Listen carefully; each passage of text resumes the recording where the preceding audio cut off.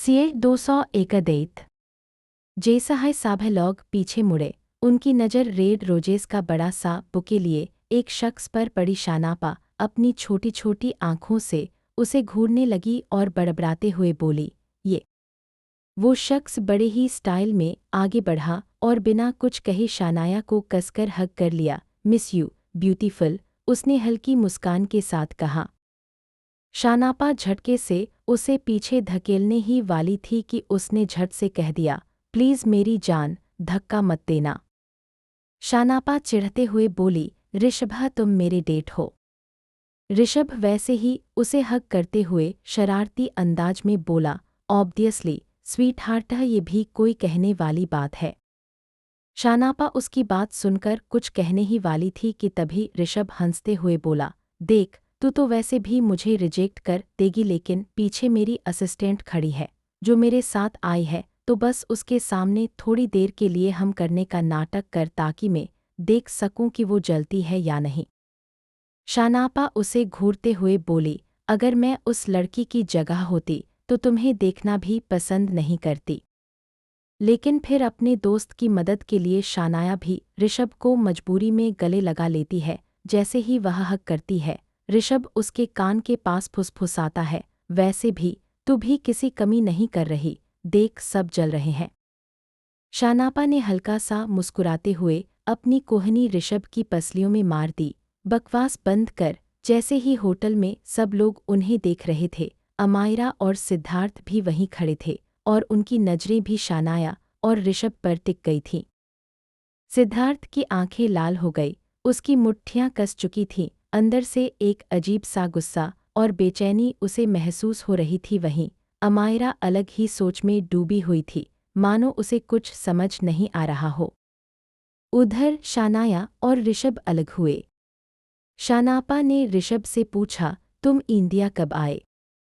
ऋषभ ने एक शरारती मुस्कान के साथ जवाब दिया, आज ही आया हूँ, और वो भी सिर्फ तुम्हारे लिए। इतना कहते हुए उसने आंख मार दी। शानापा उसे ठंडी नजरों से घूरने लगी। तभी पास ही खड़ी अमायरा ने आवाज लगाई, ऋषभ खुरानाल। ऋषभ ने अमापरा की तरफ देखा और कहा, ओह अमायरा तुम यहाँ। अमायरा हल्का सा मुस्कुराई और बोली, हाँ मैं आज ही इंडिया आई हूँ, और फिर सोचा अपने हस्बैंड के साथ डेट पर आऊँ। सॉरी, मेरा मतलब माप फिरिया से। इतना कहते हुए उसने सिद्धार्थ का हाथ पकड़ लिया। ऋषभ ने हल्का सा सिर झुकाया और कहा, ओह मिस्टर ओबर हेलो।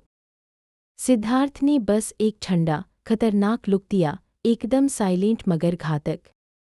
अमायरा ने फिर ऋषभ से पूछा, तुम्हारी कोई गर्लफ्रेंड है? ऋषभ ने झट से शानाया के कंधे पर हाथ रखते हुए कहा, नहीं, लेकिन यह मेरी स्वीटहार्ट जरूर है। फिर उसने एक नटखट अंदाज में जोड़ा, वैसे अगर यह हाँ कर दे तो। शानापा ने गुस्से से उसे घूरा। ऋषभ ने अपने दांत चमकाए और हल्का सा हंस दिया। तभी शानाया ने कहा, ऋषभ चले। ऋषभ ने बिना समय गवाए शानाया की कमर पर हाथ रखते हुए कहा, शो स्वीट हाथ। शानापा ने ऐसा इसीलिए कहा क्योंकि सिद्धार्थ की ठंडी मगर खतरनाक नजरें उसे बेतहाशा घूर रही थीं। उसकी नजरों में गुस्सा, जलन और न जाने क्या क्या था। जब उससे वह तेज भेदती हुई निगाहें सहन नहीं हुई, तब उसने फौरन ऋषभ से चलने के लिए कहा और वहां से निकलने लगी। सिद्धार्थ की आंखें सुर्ख लाल हो गई थीं, जलन और गुस्से की एक तेज लहर उसके अंदर उठ रही थी, लेकिन वह बस चुपचाप शानाया को जाते हुए देखता रहा। अमायरा ने उसका हाथ हिलाते हुए कहा, सिद्धार्थ चले। सिद्धार्थ ने बस सिर हिलाया और उसके साथ चल दिया। पहली मंजिल का दाहिना कमरा पूरे फ्लोर जितना बड़ा था, इसलिए वहां से सारे कमरे साफ दिख रहे थे। सिद्धार्थ जहां बैठा था, वहीं से ठीक सामने उसे शानाया का चेहरा दिख रहा था। वह ऋषभ के साथ बैठी थी और बातें कर रही थी। अमायरा ने देखा कि सिद्धार्थ लगातार उसी तरफ देख रहा था। उसने उसे टोका, सिद्धार्थ तुम उधर क्या देख रहे हो?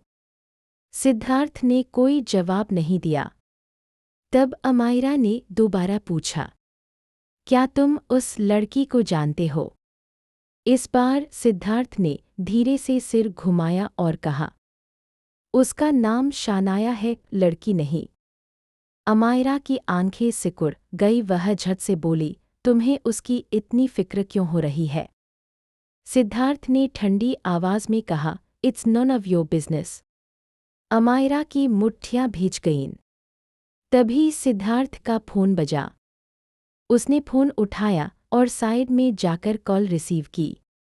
दूसरी तरफ से एक आवाज आई, बॉस, हमें उस लड़की के बारे में ज्यादा कुछ पता नहीं चल सका, लेकिन एक बात साफ हुई है, वह एसके इंडस्ट्रीज की ओनर है। उसे लोग मिस कपूर के नाम से जानते हैं, लेकिन असल में वह कौन है कोई नहीं जानता। सिद्धार्थ की नज़रें सख्त हो गईं। आगे रिपोर्ट आई, हमने उसके ऑफिस में अपने कुछ आदमी भी भेजे, पर क्या? सिद्धार्थ की आवाज़ भारी हो गई। पिछले 5 सालों से किसी को नहीं पता कि वह कहाँ रहती है, क्या करती है। हर साल business woman of the year का अवार्ड जीतती है, लेकिन कभी खुद उसे लेने नहीं जाती। सिद्धार्थ की आंखें हल्की संकरी हो गईं। उसके सिर्फ 2 सबसे करीब लोग हैं, राइट हैंड वैभव और लेफ्ट हैंड करण। इनके अलावा वह कभी किसी और के साथ नहीं देखी गई। उसकी परछाई तक लोगों ने नहीं देखी, बॉस। सिद्धार्थ के हाथ में पकड़ा फोन और कस गया। इतनी परफेक्ट प्लानिंग कोई भी उस तक नहीं पहुंच सकता। सिद्धार्थ ने आंखें तिरछी कर लीं। क्या? दूसरी तरफ से आवाज आई, हमने सब कोशिश कर ली, लेकिन कुछ भी पता नहीं लगा पाए। हाँ, लेकिन एक चीज़ जरूर मिली है, बॉस। उनके सबसे करीब में शान्या आया है। उसे बहुत सारी हाई प्रोफाइल मीटिंग्स में उनके साथ देखा गया है। सिद्धार्थ की नज़रें दूर सोफे पर बैठी शान्या पर टिक गई। उसने फ़ोन पर हल्की मुस्कान के साथ कहा, ठीक है, बाकी मैं देख लूँगा, तुम बस अपना काम करो। शानाया ऋषभ से बोली, क्या तुम्हें पता था कि तुम मेरे डेट हो? ऋषभ हंसते हुए बोला, अब ये भी मुझे पता चला, मम्मी ने फ़ोटो भेजी, वरना सब में मुझे नहीं पता था। शानापा आंखें घुमाते हुए बोली, तुम्हें पता भी है कि मैंने अपनी मीटिंग छोड़ दी इस बकवास के लिए?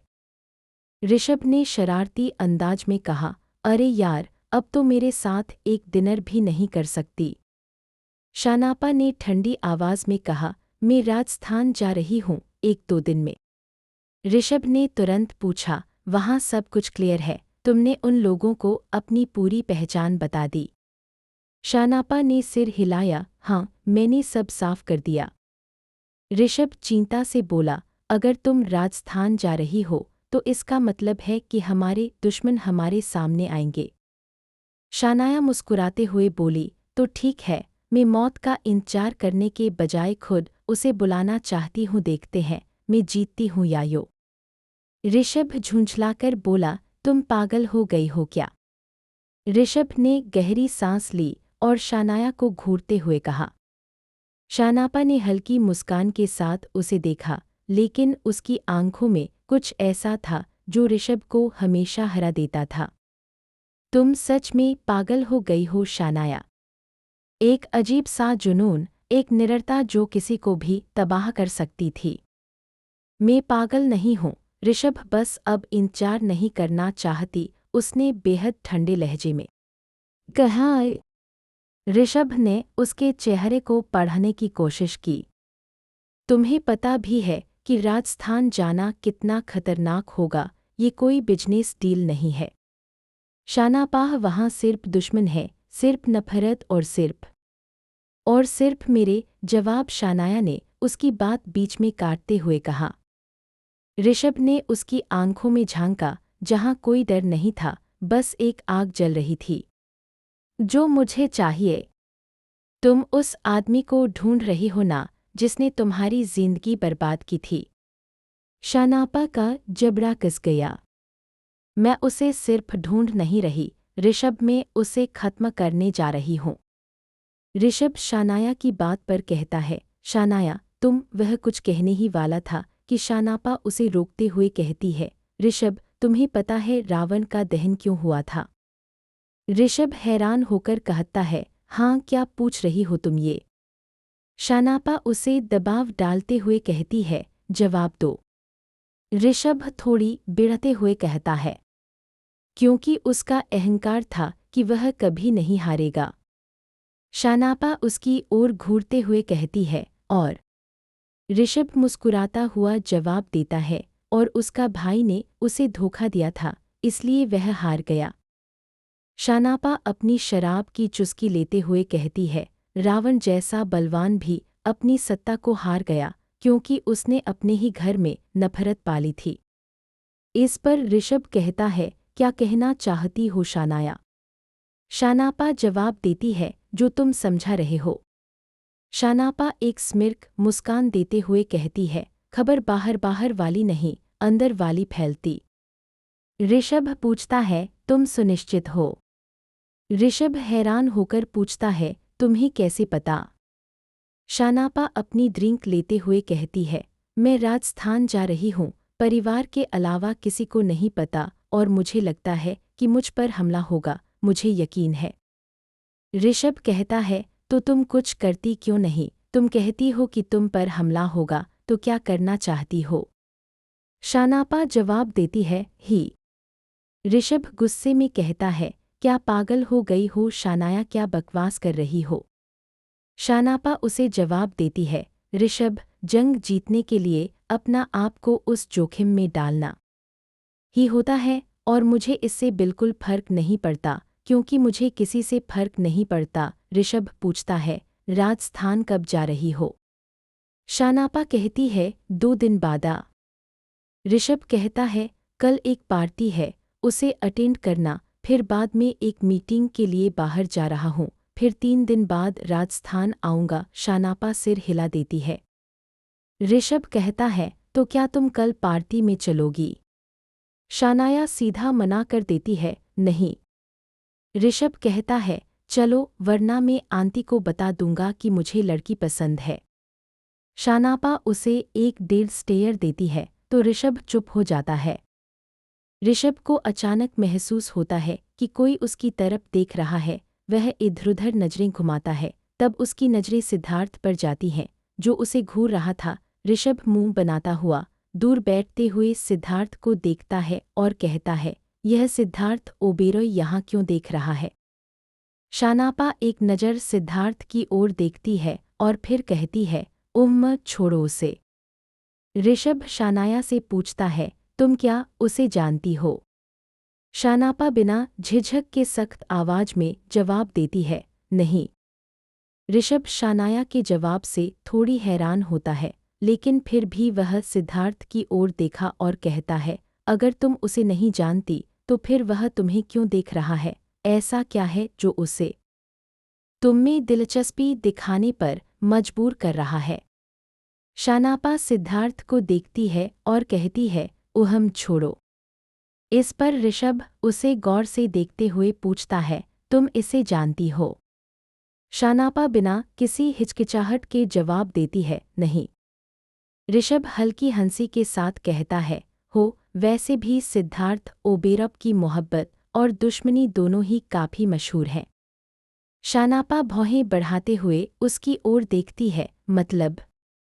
ऋषभ गहरी सांस लेते हुए कहता है, मतलब यह कि तुम शायद नहीं जानती, लेकिन बिजनेस इंडस्ट्री से लेकर अंडरवर्ल्ड तक हर कोई जानता है कि सिद्धार्थ ओबेरॉय अपनी चीज़ों के लिए कितना ज़्यादा पजेसिव होता है। अगर वह किसी बीज पर हाथ रख दे तो वो सिर्फ उसकी हो जाती है, और अगर कोई उसे पाने की कोशिश करे तो वह सहन नहीं कर सकता।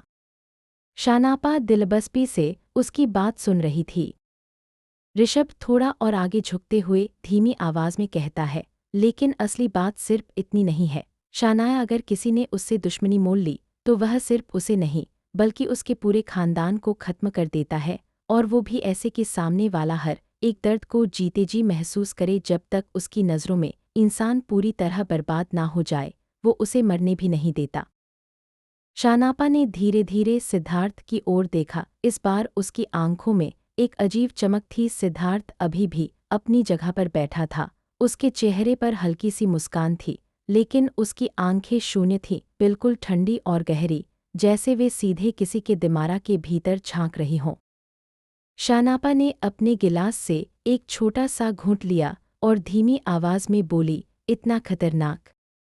ऋषभ ने सिर हिलाया। जितना तुम सोच रही हो, उससे कहीं ज्यादा वो जो दिखता है, वैसा बिल्कुल भी नहीं है। बाहर से जो नॉर्मल बिजनेस टाइकून लगता है, अंदर से उससे कहीं ज्यादा खतरनाक और रहस्यमयी है। वह खुद कुछ नहीं करता, लेकिन उसके इशारे पर दुनिया हिल जाती है। शानापा ने हल्की मुस्कान के साथ पूछा, तो तुम कहना चाहते हो कि यह बस एक बिजनेसमैन नहीं है? ऋषभ मुस्कुराते हुए बोला, बिल्कुल। उसे बहुत से लोग मिस्ट्री डेविल के नाम से जानते हैं, क्योंकि उसकी दुनिया में कुछ भी सीधा नहीं होता। वह कुछ और दिखाता है, कुछ और सोचता है और कुछ और कराता है। शानाया एक बार फिर सिद्धार्थ की ओर देखती है। उसकी मुस्कुराहट अब भी बनी हुई थी, लेकिन उसके मन में अब एक नया सवाल उठ रहा था, अ मिस्ट्री डेविल?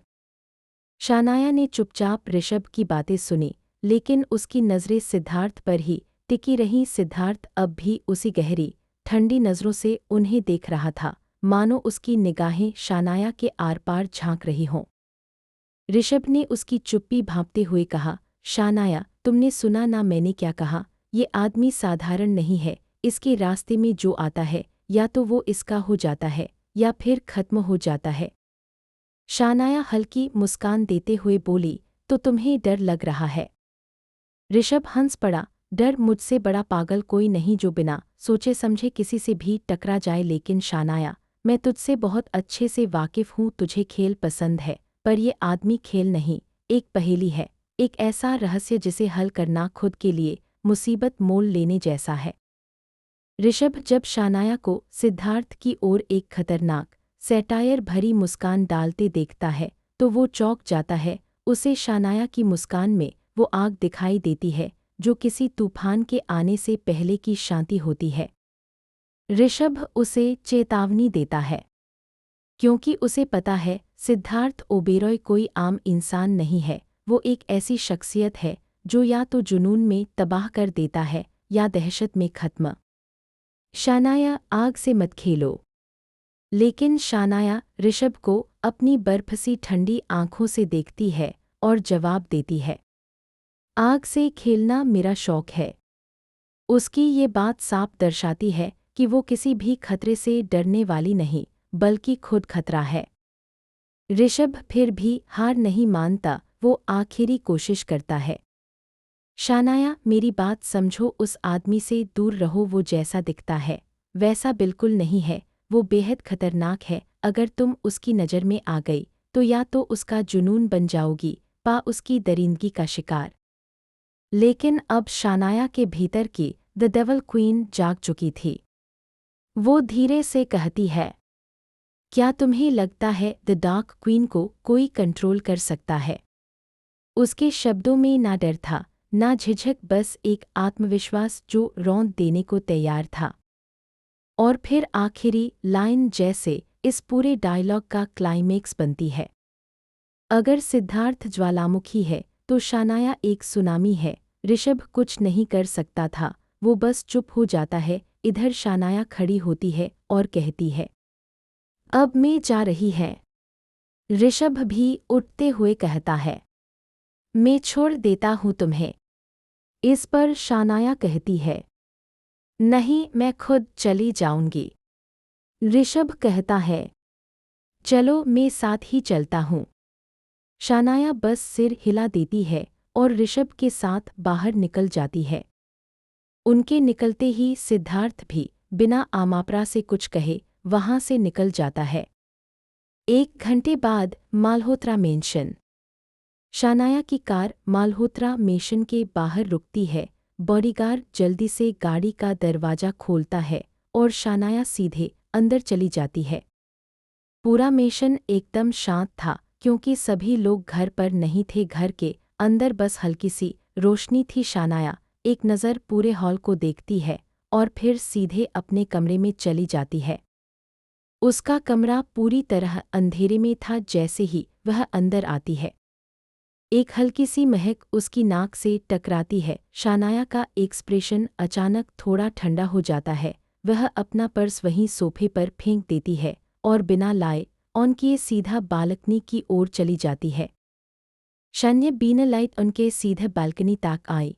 रात का अंधेरा चारों तरफ पसरा हुआ था और दूर कहीं कुत्तों के भौंकने की आवाज़ आ रही थी। वो रेलिंग पर हाथ रखकर खड़ी हो गई।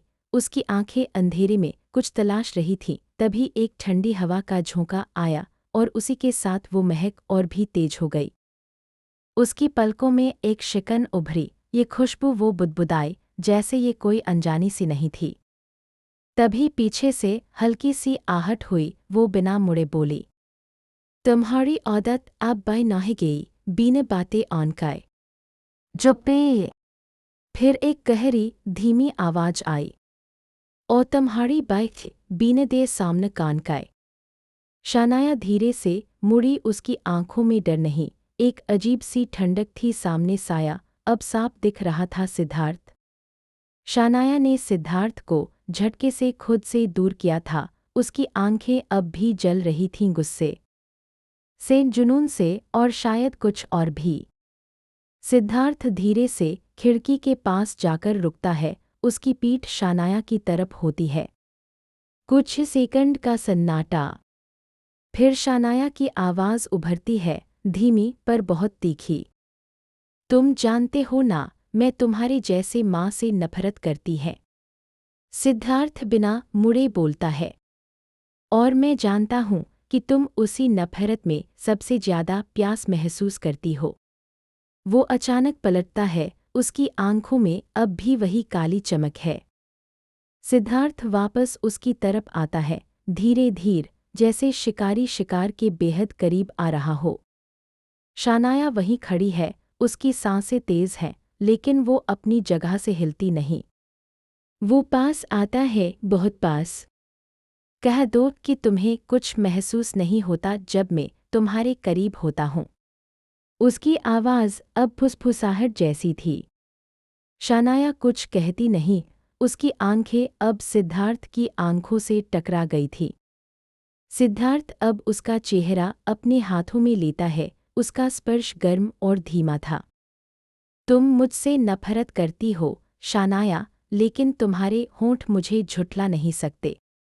और वो धीरे से उसके होंठों के करीब आता है। जैसे ही सिद्धार्थ उसे किस करता है, शानापा उससे कहती है, अगर तुम्हारी मंगेतर को ये पता चल गया कि तुम किसी पराई लड़की के इतने करीब आ रहे हो, तो वो क्या सोचेगी, और मेरा होने वाला मंगेतर भी। सिद्धार्थ कुछ पल के लिए रुक गया। उसका चेहरा ठंडा, लेकिन आंखों में कुछ सुलग रहा था। उसने हल्के से अपनी भौहों को मलते हुए गहरी सांस ली, जैसे खुद को कंट्रोल कर रहा हो। शानाया उसकी प्रतिक्रिया देखती रही, मगर उससे पहले कि वो कुछ और कह पाती, सिद्धार्थ ने एक झटके से पीछे से उसके बाल पकड़ लिए। शानाया की सांस अटक गई। उसकी आंखें चौड़ी हो गई। और अगले ही पल सिद्धार्थ ने उसके होंठों को अपने होंठों से दबोच लिया, जैसे अपनी हर भावना, हर पागलपन उस एक पल में उड़ेल देना चाहता हो। किस कोई सामान्य नहीं था, वो जंग थी, जुनून था और एक दबी हुई तड़प। शानाया के हाथ उसकी बॉडी पर टिके थे, उसे धकेलने की कोशिश करती, मगर उसके अंदर का तूफान अब खुद को रोक नहीं पा रहा था। शानाया छटपटा रही थी, पर सिद्धार्थ की पकड़ किसी बंधन से कम नहीं थी। उसकी बाहों में वो जैसे कैद हो गई थी।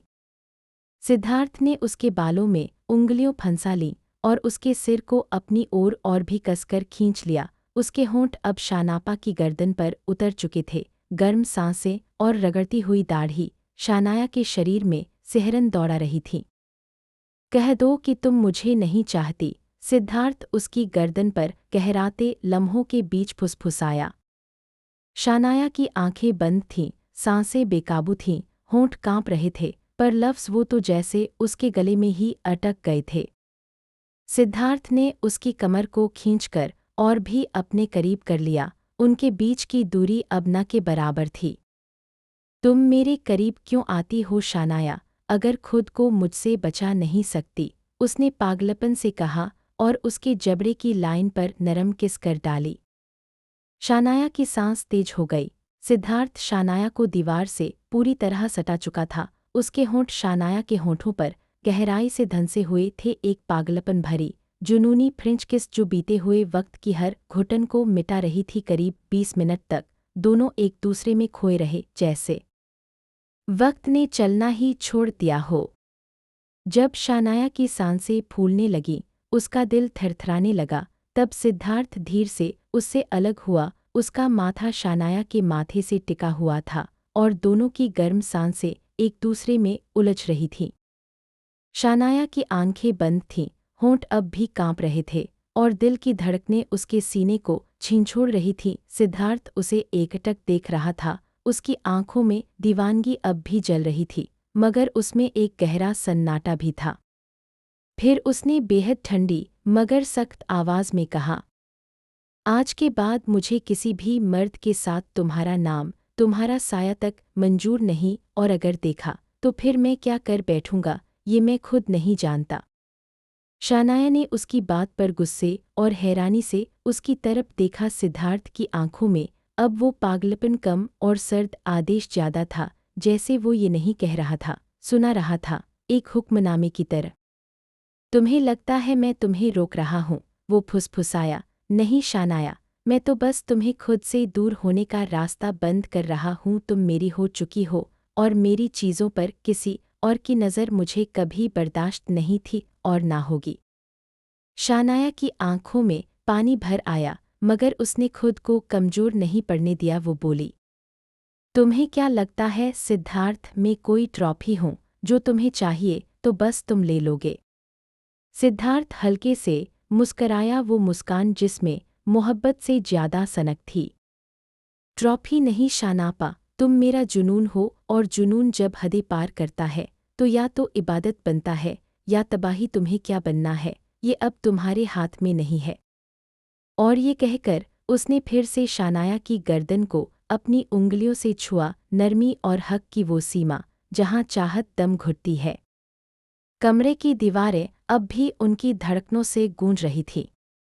ये मोहब्बत नहीं थी, ये वो कमामकश थी जहाँ एक को जीतना था और दूसरे को खुद को साबित करना था।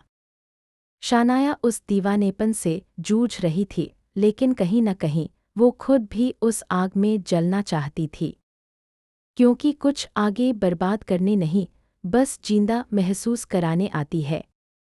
जैसे ही सिद्धार्थ की उंगलियों शानाया की गर्दन पर फिसली, उसके रोंगटे खड़े हो गए। वो चाहती थी खुद को रोकना, खुद को संभालना, मगर सिद्धार्थ की मौजूदगी जैसे उसकी चेतना को चीरकर अंदर तक उतर चुकी थी। सिद्धार्थ ने उसके कान के पास जाकर धीमे से कहा, तुम भाग सकती हो, लेकिन मुझसे नहीं, क्योंकि जब कोई मेरी रगों में उतर जाता है तो फिर उसे मैं अपनी रूह से भी जुदा नहीं होने देता। शानाया की सांसें लड़खड़ा गईं, उसकी पीठ अब दीवार से नहीं, सिद्धार्थ की चेस्ट से सटी हुई थी। वो उस दायरे में कैद थी जहाँ चाह कर भी कोई राह बचती नहीं थी। तुम्हें क्या लगता है सिद्धार्थ, डर जाऊंगी मैं? शानाया ने फुसफुसाते हुए कहा। उसकी आंखें अब भी उसकी आंखों में थीं, कांपती लेकिन झुकती नहीं। सिद्धार्थ की मुस्कान गहराई से खिली। नहीं शानाया, मैं चाहता भी नहीं कि तुम डरो, मैं चाहता हूँ कि तुम खुद को खो दो, मेरी बाहों में, मेरी बातों में, मेरे इस पागलपन में। उसने शानाया की ठोड़ी को अपनी उंगलियों से ऊपर उठाया, और अगर तुमने किसी और के बारे में सोचना भी चाहा तो मैं उस सोच को भी चीरकर रख दूंगा। फिर वो उसके होठों पर झुक गया, इस बार नर्म, गहरा, मगर आदेश की तरह। शानाया अब बस महसूस कर रही थी उसकी सांसें, उसका स्पर्श, उसका हक जताना, सब कुछ। कमरे की हल्की रोशनी उनके चेहरों पर पड़ रही थी, जैसे रात भी इस पल की गवाह बनना चाहती हो। फिज़ा में इश्क नहीं, एक ज़िद, एक दीवानगी तैर रही थी, और शानाया ने खुद को उस दीवानगी में बहने दिया, क्योंकि कभी-कभी ज़हर भी इतना मीठा होता है कि इंसान उसे खुद अपनी रगों में उतार लेना चाहता है। रात लंबी थी और उन दोनों की लड़ाई अब मोहब्बत से नहीं, हक से थी। एक वो जो बेकाबू करना चाहता था और एक वो जो खुद को खोने से डरता नहीं था। वो दोनों एक दूसरे की आंखों में इस कदर डूबे थे जैसे इस पल के सिवा दुनिया में कुछ और मायने ही नहीं रखता। लेकिन तभी सिद्धार्थ का फोन तेजी से बज उठा। वो पल जैसे टूट गया। सिद्धार्थ ने एक गहरी सांस ली और बेमन से शानाया से थोड़ा दूर हुआ उसने फोन उठाया। सर, वो लोग मिशन से वापस आ चुके हैं, आपको तुरंत बुलाया गया है। फोन की दूसरी ओर से भारी और सख्त आवाज़ आई। सिद्धार्थ ने बस एक ठंडा हम्म कहा और कॉल काट दी। शानाया उसे देखती रही, उसकी आंखों में सवाल थे पर सिद्धार्थ ने कुछ नहीं कहा। वो उसके पास आया, उसकी बिखरी लटों को उंगलियों से सहेजा। फिर उसके माथे पर एक नर्म, सुकून भरा फौहेद किस किया। एक ऐसा चुंबन जिसमें न सिर्फ गहराई थी बल्कि एक अलविदा का एहसास भी। धीर से बोला, अपना ख्याल रखना और खाना खा लेना, तुमने वहाँ कुछ नहीं खाया। सिद्धार्थ ने एक आखिरी नज़र उस पर डाली। या शायद डालना चाहता था पर खुद को रोका। और फिर बिना कुछ और कहे सीधा दरवाजे की ओर बढ़ गया। जैसे ही दरवाज़ा बंद हुआ, कमरे में सिर्फ उसकी खुशबू और एक अधूरी तड़प रह गई। अंधेरी रात, एक खतरनाक सन्नाटा। कुछ देर बाद एक बेहद भव्य लेकिन रहस्यमय और खतरनाक सा दिखने वाला विला सामने आता है, जिसका नाम ही लोगों की रूह कंपा देता था, ब्लैक रोज़। वही विला जहां कदम रखते ही रूह को एहसास हो जाता है कि ये जगह सिर्फ दीवारों से नहीं, राजों से बनी है। मुख्य गेट पर एक साथ कई ब्लैक एसयूवी गाड़ियों के रुकते ही हाई सिक्योरिटी अलर्ट हो जाता है। भारी भरकम बॉडीगार्ड्स हर दिशा में तैनात हो जाते हैं और उन्हीं गाड़ियों में से एक से सिद्धार्थ ओबेरॉय उतरता है। उसकी मौजूदगी ही काफ़ी थी पूरे विला के तापमान को गिरा देने के लिए।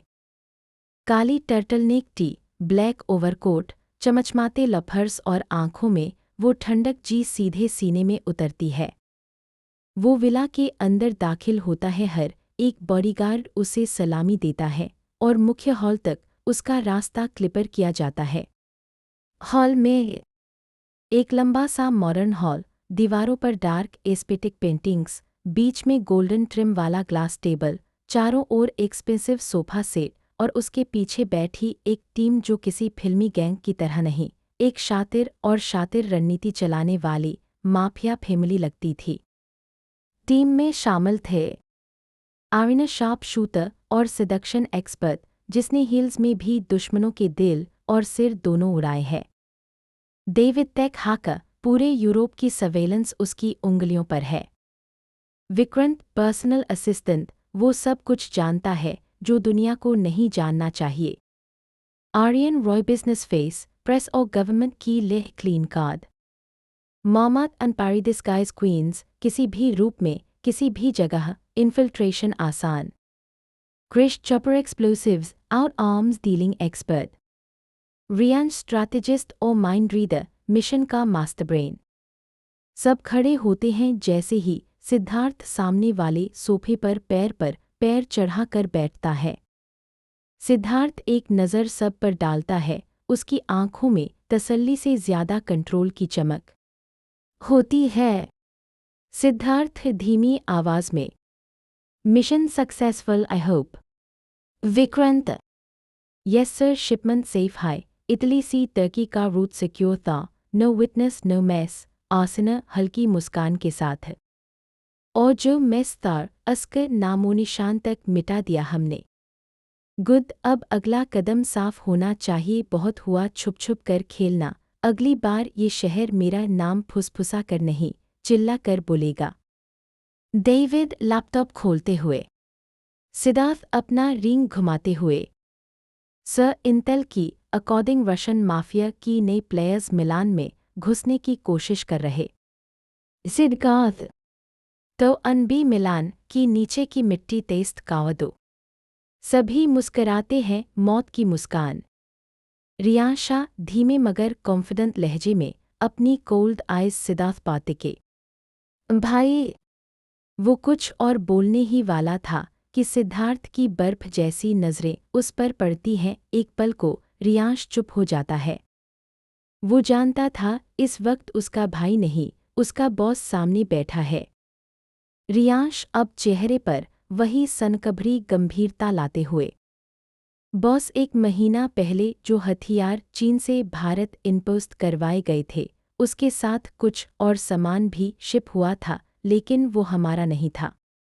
सिद्धार्थ अब पूरी तरह अलर्ट होते हुए धीमे स्वर में, तारांकन फिर किसका था? रियांश टेबल पर एक एन्क्रिप्टेड फाइल रखते हुए, पता नहीं, जो भी था वो किसी बहुत हाई लेवल सोर्स से था और उसे हमारे कंसागनम के नाम पर कराया गया था। अगर ये किसी अंदरूनी आदमी की चाल है तो या तो कोई हमें फ्रेम करने की कोशिश कर रहा है या कोई बहुत बड़ा खेल चल रहा है। सिद्धार्थ का चेहरा स्टोन की तरह इमोशनलेस था, लेकिन उसकी आंखों में एक चमक आ चुकी थी, वो धमक जो तूफान से पहले की खामोशी में होती है। सिद्धार्थ अपनी जगह से उठते हुए एलएल में चहल-पहल होते ही सब लोग अलर्ट। विक्रांत, उसे कंसेगेमम के सारे सीसीटीवी फुटेज पोस्ट सी लेका वेहाउस तक मुझे अगले 1 घंटे में चाहिए। और आसन अगले 48 घंटे सर्वेलेंस बढ़ाओ और एक शाडो टीम तैयार करो, हमें अपने लोगों में से ही गद्दार ढूंढना है। सिद्धार्थ ने अपने सिगार का एक गहरा कश लिया और अपनी ठंडी, तेज नज़रों से सामने बैठे कुमार की ओर देखा।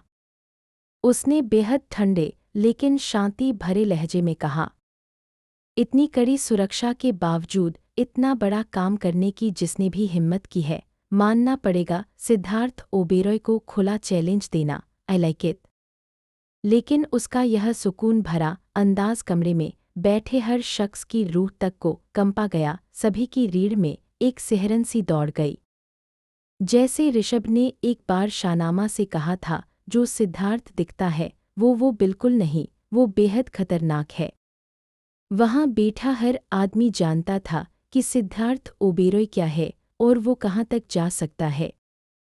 अरिएना, जो उसकी लैब की सबसे काबिल डॉक्टर थी, थोड़ा झिझकते हुए बोली, बॉस, आपने जो मुझे ब्लड सैंपल दिया था उसका टेस्ट चल रहा है, लेकिन हमें अभी तक कोई ठोस सबूत नहीं मिला है। वो एक दुर्लभ खून है जिसमें कुछ ऐसा है जो हमारी लाख कोशिशों के बावजूद समझ नहीं आ रहा। सिद्धार्थ कुछ पल के लिए शांत रहा, फिर बर्फ जैसे ठंडे स्वर में बोला, रिसर्च जारी रखो और तुम लोग उस कदर को ढूंढो, सिर्फ कल तक का वक्त है। कमरे में बैठे सभी लोग बिना कोई सवाल किए सिर हिला देते हैं। फिर सिद्धार्थ बिना किसी को देखे, बिना किसी को कुछ कहे, कमरे से बाहर निकल जाता है।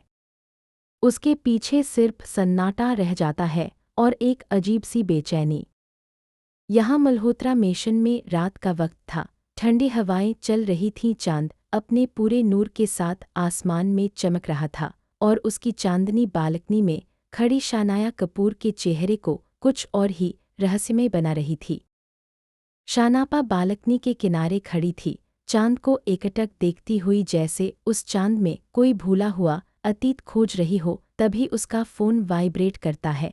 एक एन्क्रिप्टेड लाइन से कॉल आता है, बॉस, सिद्धार्थ ओबेरॉय हमारी मदद करने वाले उस आदमी का पता लगा रहा है। लगता है उसका शक अब आपकी ओर बढ़ने लगा है। शानापा हल्की सी मुस्कान देती है, उसकी आंखों में एक ठंडी सी दीवानगी चमकने लगती है। किसका पता लगाना चाहता है वो? उसने शांत और नियंत्रित आवाज़ में पूछा, जो मर चुका। फ़ोन के दूसरी तरफ एकदम सन्नाटा छा जाता है, जैसे किसी ने चिल्लाकर भी कुछ न कहा हो, क्योंकि वो शख्स जिसे सिद्धार्थ ढूंढ रहा था दुनिया के लिए तो मर चुका था, या कम से कम ऐसा दिखाया गया था। शानापा बालकनी की रेलिंग पर अपनी उंगलियों से हल्की थपचपाहट करती है, फिर धीर से कहती है, सिद्धार्थ ओबेरॉय इस जन्म में कभी नहीं जान पाएगा कि चीन से जो हथियार भारत लाए गए थे, जो उसके मिशन का सबसे खतरनाक मोड़ था, उसके पीछे जिस मास्टरमाइंड का दिमाग था, उसका नाम एसके है। उसने रुककर चांद की तरफ देखा, फिर अपने बाल खुदा छोड़ दिए, एक जानलेवा शांति के साथ फिजा में उसका नाम गूंजा। एसके यानी शानाया कपूर।